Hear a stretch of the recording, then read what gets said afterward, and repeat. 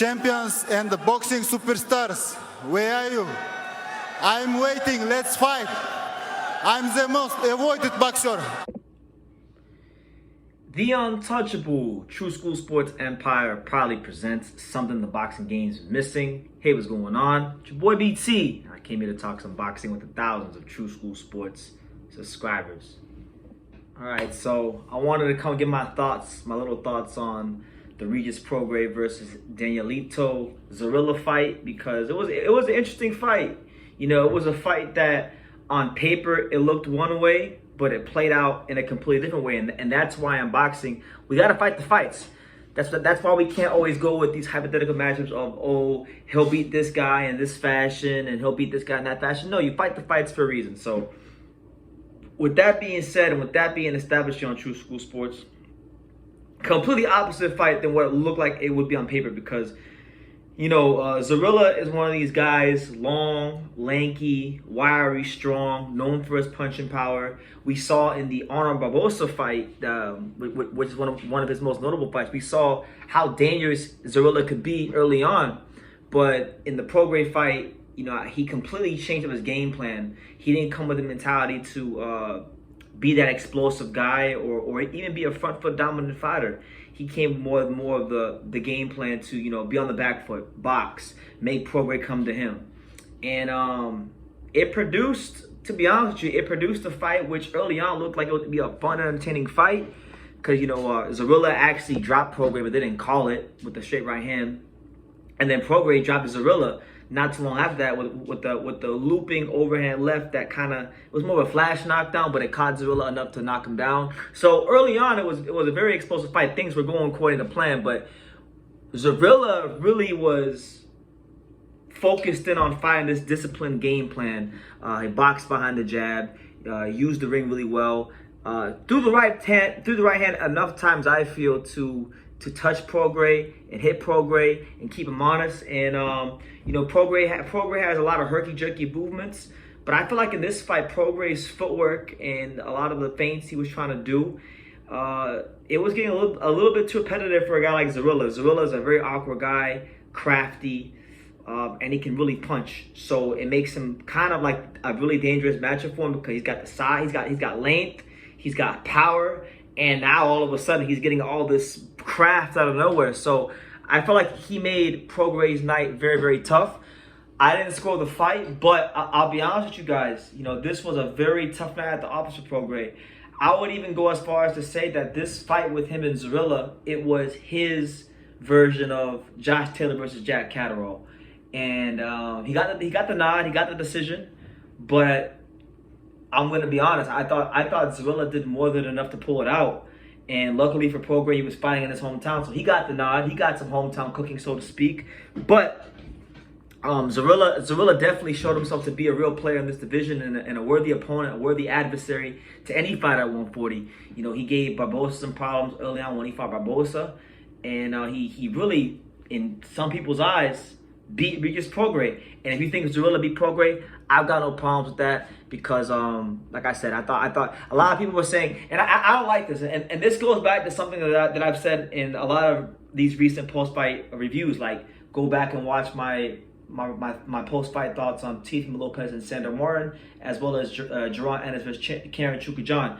I'm getting very tired in boxing of when these fighters who are supposed to be these A-level, top-shelf, creme de la creme championship guys, I'm tired of them that when they have an off night at the office in the ring, they can't just say, you know what,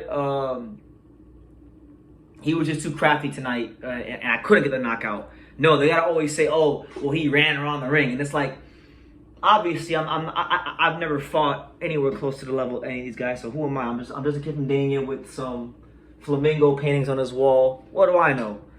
You know, what do I know? But what I can say I do know is, just from sparring, is that a boxing ring is a hard place to run. It's a very hard place to run. It doesn't matter how fast or agile you are. At some point in time, you get faced with that challenge of standing there wanting to fight and needing to fight, because your legs will not be able to do it for the entire duration of the fight. And I just think that the real cold hard truth for Prograis wasn't the fact that Zorilla ran around the ring. It's that he met a guy that had enough firepower to keep him honest.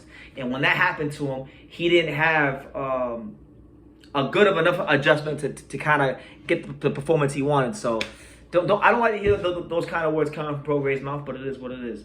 I think Zorilla should get a title shot in the future again, because I feel like he's earned it. Shit, I wouldn't mind getting a rematch, but that's not going to happen because it's boxing. But he definitely did his thing. As far as Prograis, what's next to Prograis, what could he do moving forward? You know, there's been a lot of talk about him fighting Devin Haney. And listen, I know that, you know, I thought Devin Haney got a good decision against Lomachenko. I don't think he beat Lomachenko. But what I will say and acknowledge about Devin Haney is that I think Devin Haney will be a better fighter at 140. I think he will rehydrate. I think he will even carry a bit more pop at 140. And if you're looking at some of the attributes that Zorilla brought to the ring in this particular fight, he was long, he was rangy, he was crafty, he could box pretty well. Devin kind of has some similar attributes to a Zorilla. I don't think he can punch like Zorilla, but I think he'll punch hard enough at 140 to keep Regis honest. So my thing is, if that holds true, what adjustments can Regis Prograis make to get the kind of outcome he wants in a Devin Haney fight? It's a tough question, but I'll venture to say if he fought Devin Haney, I would make him a slight underdog in that fight. Just being honest. You know, Teofimo Lopez is quote unquote retired right now, but if he comes back, you know, I was the guy who said that Teofimo Lopez can't beat Regis.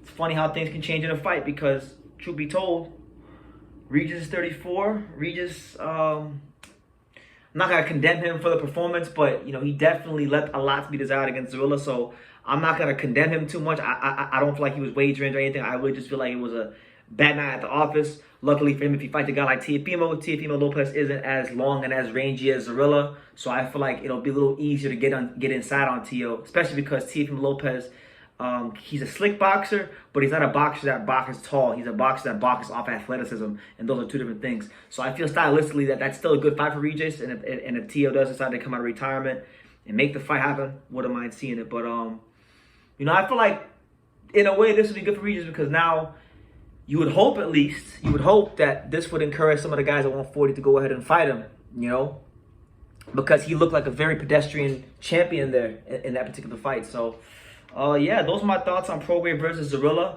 I thought Regis Prograis barely, you know, deserved the decision. If that, maybe Zorilla could have got it. I don't know. I didn't score the whole fight round by round. I kind of just watched it. But what did you guys make? What did you guys make of Regis' performance? How do you think that like Regis will perform against the likes of a Teofimo if he comes out of retirement, or Devin, or even like a Tank?